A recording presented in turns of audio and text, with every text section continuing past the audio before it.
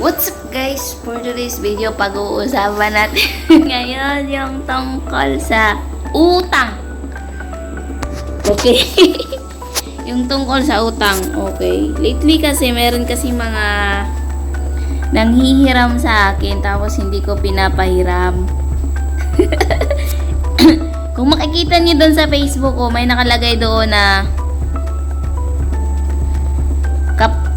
pabayaan niyo siya magalit sa inyo kapag hindi niyo pinautang. Ang mahalaga, wala kayong sisingilin. Yun yung nakalagay doon. Tapos merong mga nag-a-approach sa akin kung pwede ba silang manghiram, ganyan.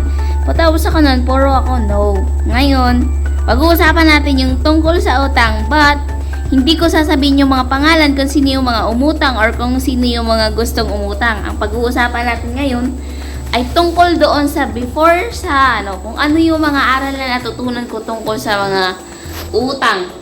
Ano yung mga natutunan ko sa buhay. Okay? Pag-uusapan natin yun.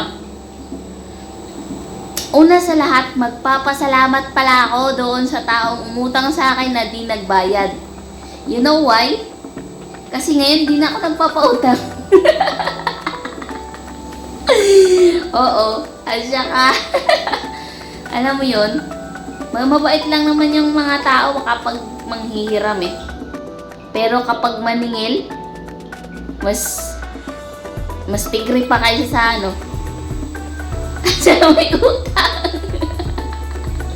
Diba? Pansin mo, B?